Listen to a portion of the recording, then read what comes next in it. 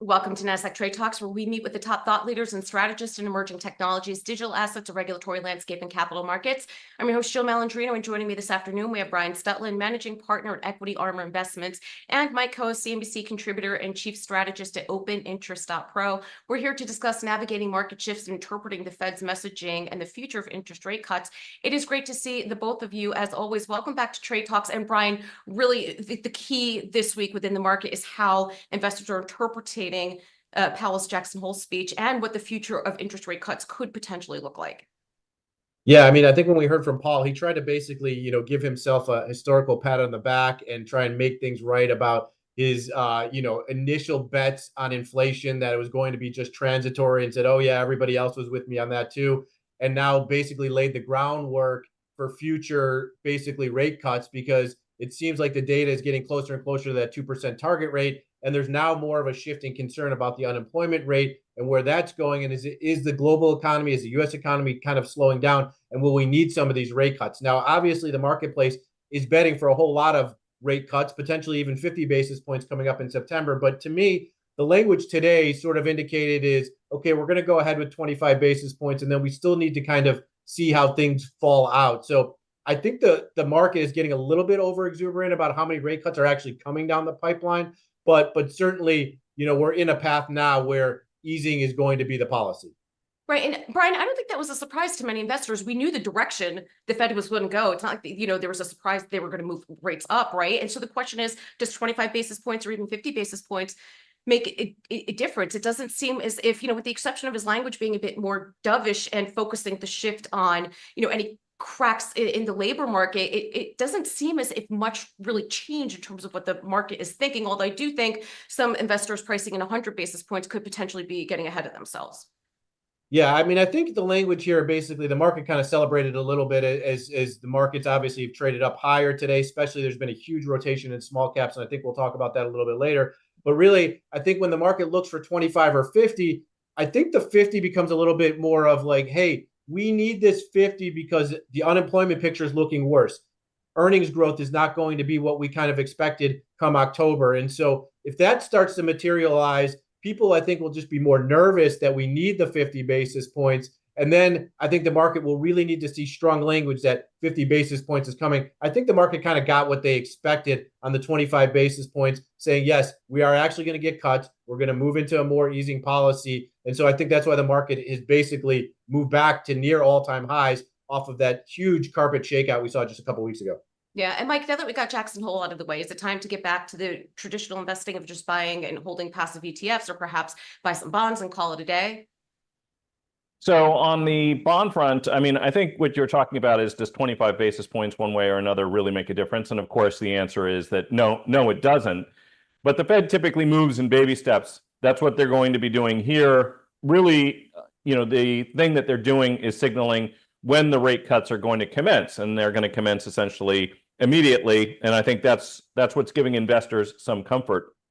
With respect to whether or not you should be, just getting long the market in the general case, I think that depends a little bit on what your time horizon is, because I think we could see some choppiness between now and the end of the year for a host of reasons, and rates are not the only thing that can propel market volatility. We certainly have seen that. We've had a big spike of volatility not that long ago. But, essentially, if you think about it this way, let's say you're looking at 10 years or 20, what would the reasons be to just say, yes, you absolutely should be, long the S&P 500, for example? And the fact is that S&P earnings growth, whatever its drivers are, outpaces economic growth, whatever that happens to be. So if we look back, for example, over the course of the last 25 years, we go back 25 years ago, and we can see that, I'm going to use round numbers, so just to sort of keep the math easy. But if you go back 25 years ago, and US GDP was give or take 10 trillion. And now we look to January of 2025, and it will be, again, round numbers, about 30 trillion. So we've seen a 200% increase. It's tripled. Now take a look at S&P earnings over that exact same time frame. What's the forecast for S&P earnings in year-end January 2025? So the trailing 12 months, maybe $2.25, $225 in EPS. What was it in January of 2020? About 50, right? So this is the pattern. S&P earnings growth outpaces GDP growth. And, the final point I would make is that, investors are always trying to capture lightning in a barrel. What's the next NVIDIA? And by the way, as it happens, NVIDIA has been a publicly traded company for about 25 years. How do you capture it? Well, if you're not able to identify what the next trend, what the next big thing will be, and it's a very difficult thing for any investor to do, owning a broad market index over the course of time means that you're going to capture that. So 6.5% of that January 2025 earnings per share number that I just cited is going to be coming from NVIDIA. That's weight in the S&P. So over the course of time, you absolutely have to be long equities. And over the course of time, you should be for another reason related to rates, which is that, if you're going to be a bond investor, you have to concern yourself with the devaluation of the dollar. And that comes from two sources. One is monetary policy, which is Powell, but the other is fiscal policy. And that's a big driver of it as well. And whoever gets elected in November, I don't know that genie has been stuffed back in the bottle yet.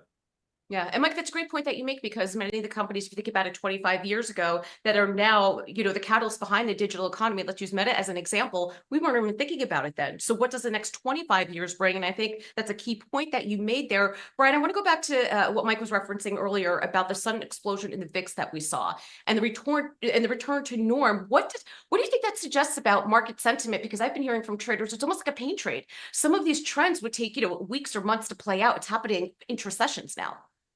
Well, I do think we're kind of entering a new paradigm shift in the marketplace.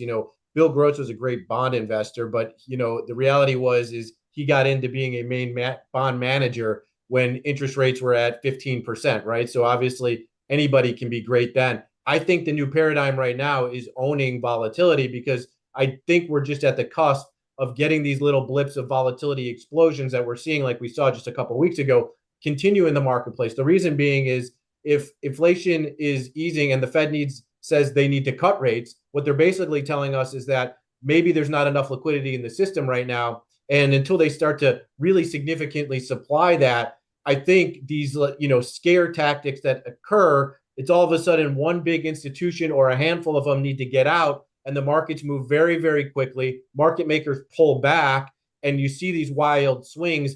And we've continued to see that really over the last couple of years here. So I think the change that we saw maybe in the 2010s, where the Fed was just always there to provide tons and tons of liquidity and basically help push the market higher, I think that's pulled back a little bit. They can't be as aggressive as they really want to be, as they've been in years past. And so I think these big VIX spikes that we see will be coming more frequently. And now the VIX returning back to sort of its normal range, maybe this is a time to sort of add a hedge, add volatility to a portfolio. Right. And Mike, can you provide some historical context to the spike in vol we saw? Yeah. So, it's interesting. One of the nice things about the VIX index is that we have data that goes back longer than the VIX has actually existed. And the reason is because the VIX index, as all will know, is calculated off of SPX options prices. So it basically is a 30-day forward look at, the market's expectations for volatility based on an interpolated strip of SPX options. I'm actually more interested in, when we have these kinds of situations of either a big bump up in realized volatility, how much the market's really moving around, and a big bump up in implied volatility, which is, I think, partially what Brian was referring to on August 5th when we saw that big spike in the VIX. What has historically followed those types of events? First of all, how common is it to get that? And what usually follows? Those are the things that I think, if you're involved in equities at all, are going to be most interesting to you. First of all, the VIX above 35 is a pretty unusual event. So over the course of looking at that historical data, that's about a 4% event. So 96% of the time, the VIX is going to be below those kinds of numbers. When they do occur, how does the market typically behave thereafter? So, we're now a couple weeks removed from that big VIX spike. So I was actually taking a look at, say, a 45-day, the 30-day window that ends 45 days after a VIX spike. And the average S&P market volatility is about 22.5 in those instances. And it occurs about 5-6% of the time that you actually have a number that is below the mean level of the VIX, which over the course of its entire history is about 18.7. How does that translate for equity investors? Well, if volatility on average is in the low 20s, what you're looking at is day-to-day moves in the neighborhood of 1%. That's really chopping around a bit.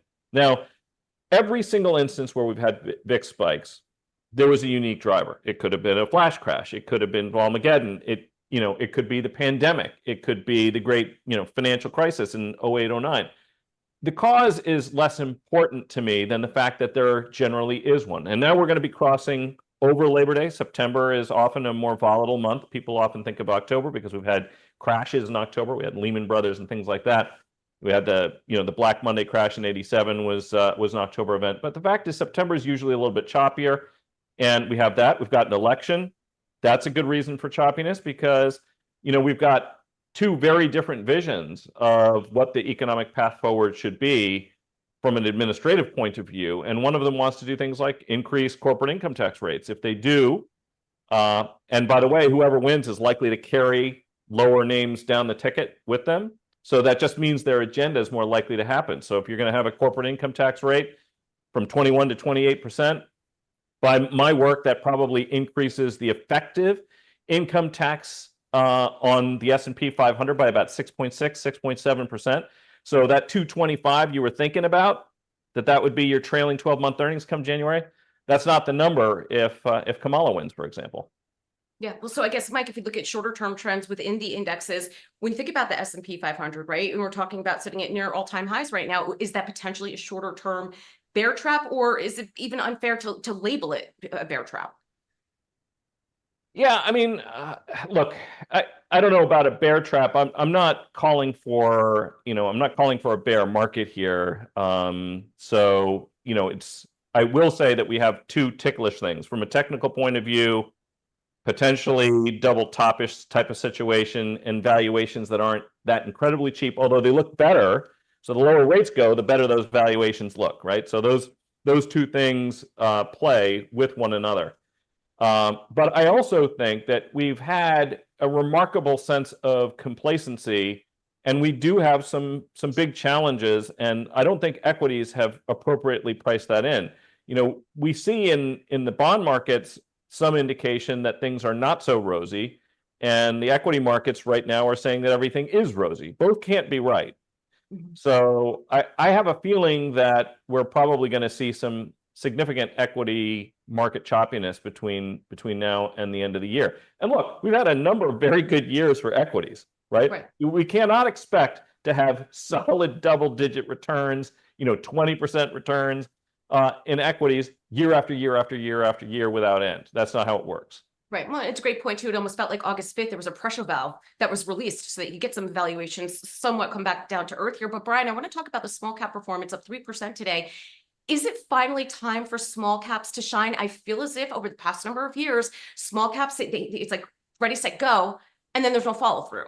Yeah, it does really feel like that. I mean, when you look at the last 5 years or so, small caps have kind of been stuck in the mud, really. Actually, post-pandemic, they had a huge run up. But then once we got through, call it mid-2021, they really haven't gone anywhere. Now, having said that, we are starting to see them break out a little bit. And I think people are celebrating the fact that if interest rates go lower here, that should be supportive of sort of that mid-tier bank. And that composite part of the small cap, let's call it Russell 2000 index, is a very big part of that portfolio, the financials in that sector. And so people have been celebrating that sector in terms of the yield curve steepening back out. That would be good for banks. That would be good for their margin loan interest and whatnot. And so maybe the earnings picture in that segment of the small cap sector will start to be a little rosier. And I think people are trying to play that to some degree. And so we saw that break out. But yeah, I'm still a little skeptic. I mean, if I'm going to rotate, let's say, out of tech, I'm not necessarily going into small caps. I would actually say I want to own something like a Berkshire Hathaway, a value kind of name instead, and rotate somewhere into there. And that's kind of how we've been playing it for clients instead, because I still think the leaders, the Mag 7 of the world and the branches thereof of the AI play is what's going to lead this market going forward. That's how I want to be invested. And I think, small caps are just a quick trade, in my opinion. Yes, technically, it looks like on the charts, they've kind of broken out. They've held that breakout to some degree here. But to me, I think the rosier picture is just staying with that long-term trend. Like Mike said at the beginning of the show, equities are going to outperform total growth, total GDP growth in the US here. And the names that are going to lead that are sort of the technology growth leaders in the world. And that's kind of how I would play it. Any rotation on that, I'm going more into value and be more a safety trade. I'm not rotating out and trying to stretch myself into small caps. Yeah, and Brian, now that we have Jackson Hole out of the way, of course, we have NVIDIA earnings after the close on August 28th. And with the exception of Apple in the 2010s, I cannot recall a company that has been as widely anticipated as NVIDIA, just because its tentacles are everywhere, every industry, with the AI trade transitioning, the global digital economy. This is probably one of the most key earnings reports that we'll be getting in this quarter for sure.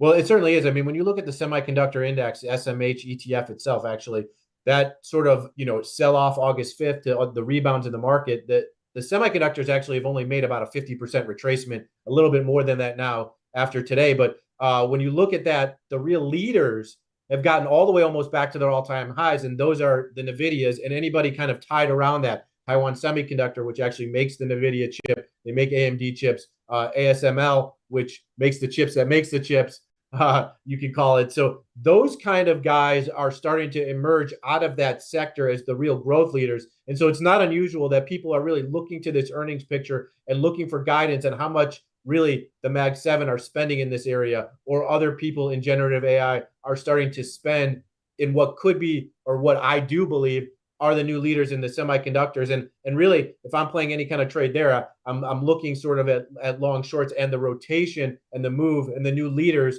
within that sector to play that. And then, you look at NVIDIA, obviously options are going to be very active into earnings.